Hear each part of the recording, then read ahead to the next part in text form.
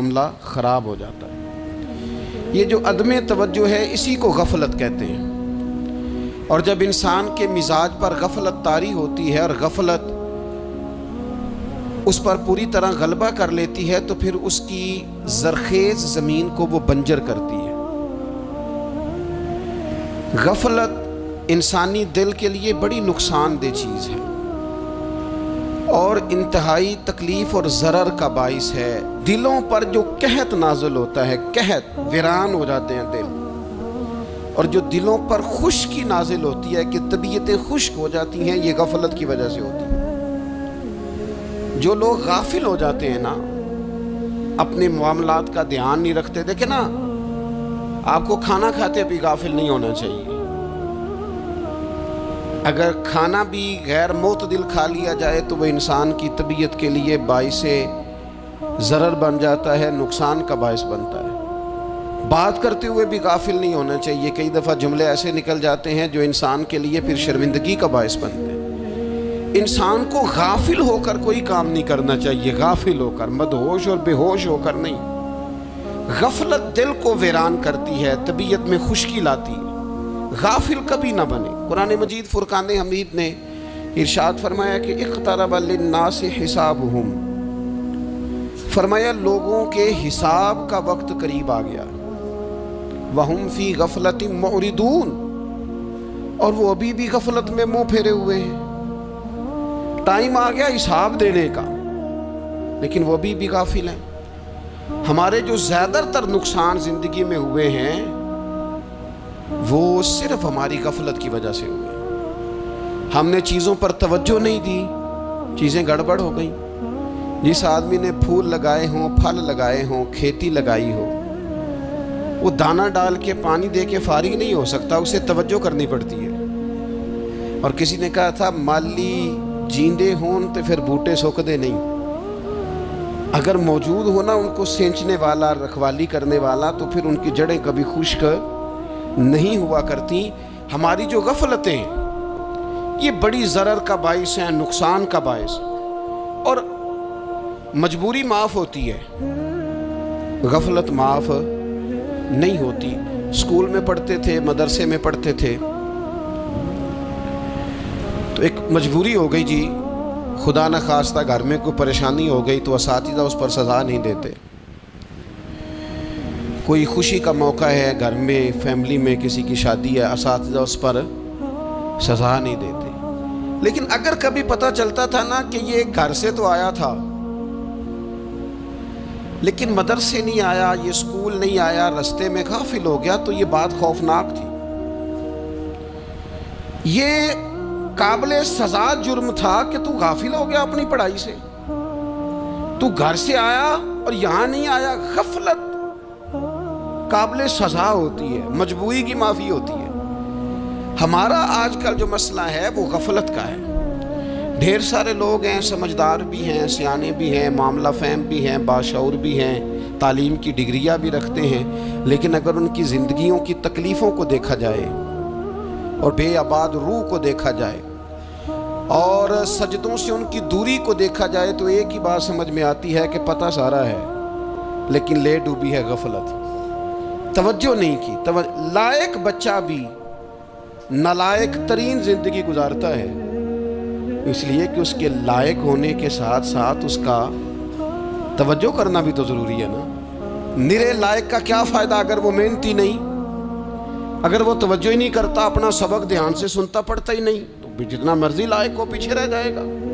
اور کئی نالائق ہوتے ہیں، رٹا لگا کے پاس ہوتے ہیں، پر چلو رٹا تو لگاتے ہیں نا، محنت تو کرتے ہیں نا، جد و جہد تو کرتے ہیں۔ کئی نالائق جد و جہد کے باعث آگے گزر جاتے ہیں اور کوئی اسی چکر میں رہ جاتے ہیں، میں بڑا لائق ہوں، کل پڑھ لوں گا، پرسوں پڑھ لوں گا، ہفتہ تیاری کر کے پاس ہو جاؤں گا۔ اپنی زندگی سے غفلت کا پردہ اٹھائیں، اور غفلت اس کے لیے فیصلہ کرنے کی ضرورت ہوتی ہے، پلاننگ کرنے کی نہیں، فیصلہ کرنے کی ضرورت ہوتی ہے کہ میں نے اب غفلت کرنی۔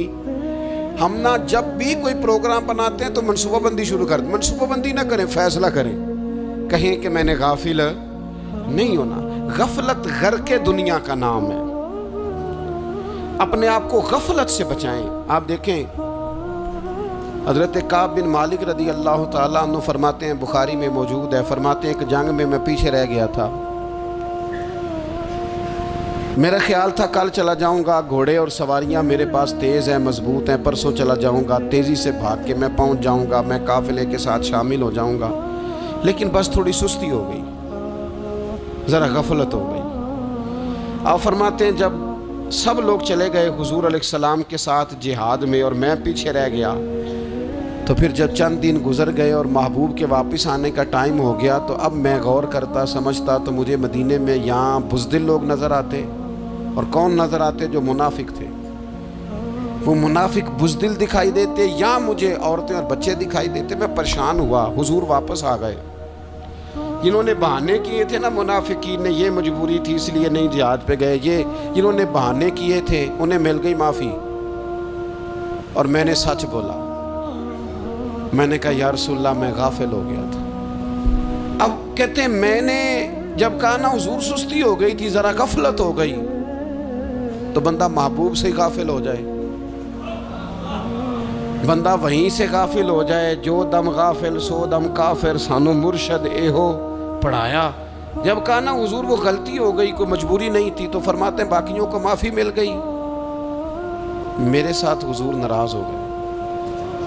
ایک دن نہیں، 2 دن نہیں، 50 دن حضور ناراض رہے۔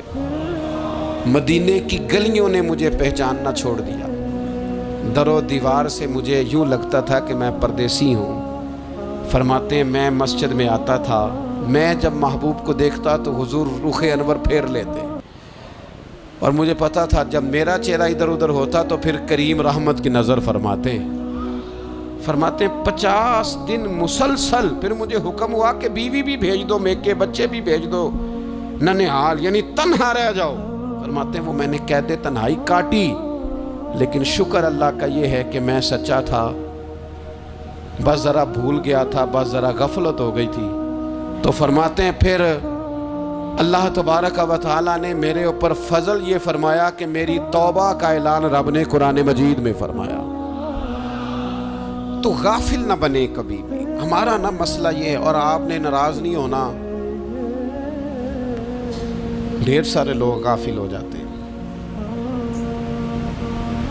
مالدار بھی غافل ہیں، صاحبان علم بھی الا ماشاءاللہ بہت ساری جگہوں پہ غافل ہیں۔ جن لوگوں کو 4 لوگ جاننے لگ جاتے ہیں، کوئی مقام حاصل ہو جاتا ہے، وہ بھی بہت ساری جگہوں سے غافل ہو جاتے ہیں الا ماشاءاللہ۔ غفلت بڑی تکلیف والا منظر ہے۔ جو لوگ سمجھتے ہیں نا میں اب گڈ بک میں آ گیا ہوں، اب میں اچھا ہو گیا ہوں، اب میرے لیے خیر کہا جاتا ہے، مجھے اچھائی شاید یہ مستقل میرے ساتھ رہے گی، تعریف ہی ہوگی ہمیشہ، وہ بھی غافل ہو جاتے ہیں۔ اور یہ غفلت ٹھیک نہیں ہوتی۔ وجہ دیکھنی چاہیے کس وجہ سے انسان کو وقار مل رہا، عزت مل رہی۔ اپنی زندگی سے غفلت کو اتار پھینکیں۔ تھوڑی دیر کی تو غفلت ہوتی ہے، لمبی تو نہیں۔ 2 منٹ کے لیے صرف اس نے ڈرائیونگ کرتے ہوئے چہرہ موبائل کی طرف کیا تھا، 2 ہی تو منٹ لگے تھے۔ لمحوں نے خطا کی تھی، صدیوں نے سزا پائی۔ لمحوں نے خطا کی تھی، صدیوں نے سزا پائی۔ ایک لمحے کے لیے غافل ہوئے تھے اور صدیاں، نسلیں روتی رہ گئیں پیچھے، بچے تڑپتے رہ گئے، اہل خانہ پریشان رہ گئے، ماں باپ ساری زندگی روتے رہے، لیکن یہ 2 منٹ کے لیے۔ یہ غفلت جو ہے یہ بڑی تکلیف والا معاملہ۔ اپنی زندگی سے غفلت کو اتارنا ہے، غافل نہیں بننا، ہر وقت توجہ اور ساری باتوں پہ توجہ۔ بعض اوقات لوگ ایک طرف توجہ کر کے ایک طرف سے غافل ہو جاتے ہیں، نہ، توجہ ہمہ پہلو رکھنی ہے۔ ہمارے ذمہ جتنے بھی حقوق ہیں ان سب پر توجہ، ہر چیز کا خیال، ایسا نہ ہو کہ عبادت کرتے رہ جائیں اور حقوق العباد ہم سے چھوٹ جائیں، اور حقوق العباد اتنے زیادہ ادا کریں۔ ایک صاحب مجھے کہنے لگے ایک دفعہ بڑے وثوق کے ساتھ، کہنے لگے جی معاذ اللہ ثم نہیں جی ٹائم ملتا پھر نماز دا کی کریے، روزی کمانا بھی تو عبادت ہے نا۔ تو میں نے کہا آپ نے عبادت کرنا ایک حصہ قبول کیا ہے، آپ نے کل عبادت نہیں قبول کی۔ عبادت کل ہے، ہمہ پہلو۔ ایک حصہ آپ قبول کر کے نکل گئے اور باقی آپ نے چھوڑ دی، تو کسی ایک طرف سے بھی غافل نہیں ہونا۔ جتنی ذمہ داریاں ہیں، جتنی ڈیوٹیاں ہیں، ان سب کا خیال۔ اور جو بڑا آدمی ہوتا ہے، بڑا گھر میں بڑا ہو، قبیلے میں بڑا ہو، علاقے میں بڑا ہو، ادارے میں بڑا ہو، کلاس میں بڑا ہو، جو بڑا ہے اس کی تو ساری آنکھیں کھلی ہوئی ہونی چاہیے، ایک ایک پر اس کی نظر ہونی چاہیے کہ میری کہاں ضرورت ہے، کہاں مجھے اشک شوئی کرنی ہے، کس کے ساتھ میں نے کس طرح محبت کا رویہ رکھنا ہے، غافل نہ بنے۔ اچھا جی، اب کیسے پتہ چلے گا کہ ہم غافل ہیں؟ یہ کیسے پتہ چلے گا؟ آپ کسی بندے سے بھی پوچھ لیں حالات کیا ہیں، تو کہتا ہے اللہ کا شکر ہے کبھی کسی کا دل نہیں دکھایا، اللہ کا شکر ہے جی زمانہ ہو گیا 5 نمازیں پڑھتا ہوں، اللہ کا شکر ہے جی۔ کیسے پتہ چلے گا غافل ہے؟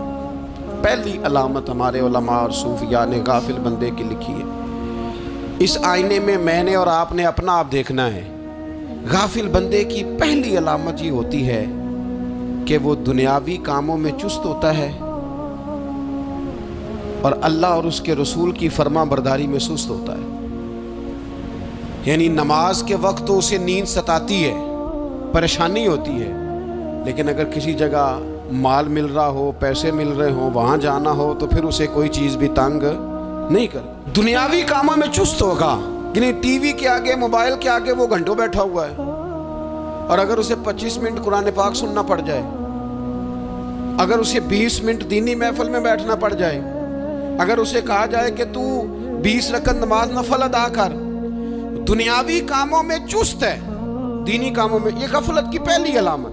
پھر ذاتی معاملات پہ پیسہ خرچ کرنا ہو تو ڈھیر سارا ہے، کسی غریب کی مدد کرنی ہو تو۔ وہ ہمارے ایک دوست ہیں، وہ اکثر کہا کرتے ہیں، وہ کہتے ہیں آج کل کسی سے کہنا فلائی کام میں، دینی کام میں، کسی کی مدد میں کچھ 4 پیسے خرچ کرنے ہیں، تو لوگ کہتے ہیں ہاتھ تنگ ہے۔ ہاں، کوئی سستا پلاٹ ملتا ہو نا، اور اگر یہ سمجھ آ جائے کہ وہ مجبور ہے بیچارہ بیچنے والا، تو پھر کہتے ہیں میں 2-3 دوستوں کو پھاڑ لے سن۔ ذاتی کاموں میں جب بندہ چست ہو اور دینی کاموں میں سست ہو، تو مطلب یہ ہے کہ بندہ غافل ہے۔ پہلی علامت غفلت کی۔ اور غفلت کی دوسری نشانی یہ ہے کہ انسان گناہ کے کاموں کو معمولی سمجھنے لگ جاتا ہے۔ یہ غافل بندے کی نشانی ہے، گناہ کو معمولی سمجھتا ہے، چھوٹا سمجھتا ہے۔ آج کل لوگ کہتے نہیں میں کو اکیلا کر رہا ہوں، ساری دنیا ہی کرتی ہے۔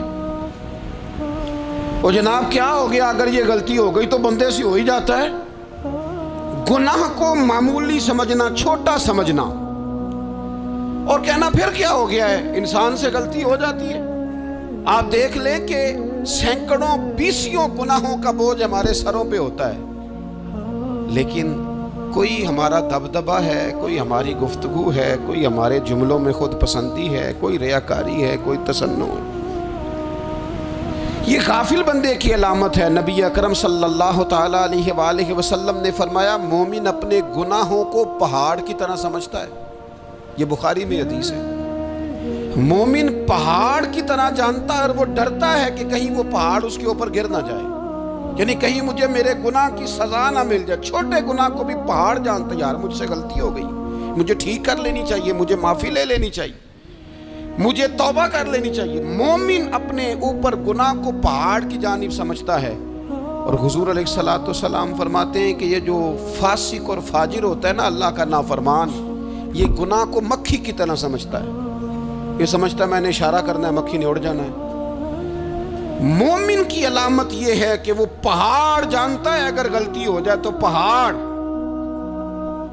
امام اعظم ابو حنیفہ رحمۃ اللہ علیہ گزر رہے تھے تو بارش ہو گئی تھی اور کوفہ میں کیچڑ تھا، تو آپ نے جو جوتے پہنے ہوئے تھے ان جوتوں سے چلتے ہوئے نا آپ کے پاؤں سے کچھ مٹی اڑی، تو سامنے ایک یہودی تھا، اب اس زمانے میں دیواریں کچی ہوتی تھی، اس کے دیوار پر جا کے وہ مٹی جو تھی وہ لگ گئی۔ اب امام صاحب بڑے پریشان ہوئے کہ میں نے اس کی دیوار کو آلودہ کر دیا۔ یہاں تو لوگ اپنی اینٹیں رکھتے رکھتے کئیوں کی دیواریں توڑ ہی دیتے ہیں، اور پھر وہ اس پر ماننے کو بھی تیار نہیں ہوتے، تسلیم کرنے کو بھی تیار نہیں ہوتے۔ وہ کہتے ہیں پھر کیا ہو گیا، اب ہمارا یہاں گھر ہے تو ہم نے ٹرالی منگوانی نہیں تھی، ہمارا حق بنتا تھا۔ امام صاحب کے پیروں سے ذرا کیچڑ اڑا یہودی کی دیوار پہ لگا، اس کی کچی دیوار تھی. امام صاحب پریشان ہو گئے، سوچنے لگے کہ اگر میں دیوار سے یہ کیچڑ اتارتا نہیں تو یہ بھی زیادتی ہے، میں نے اس کی دیوار کو گدلا کر دیا، اور اگر میں اتارتا ہوں تو کچھ مٹی اس کی دیوار کی بھی اتر جائے گی، کچی دیوار ہے، یہ بھی زیادتی ہے. مومن گناہ کو پہاڑ کی طرح سمجھتا ہے.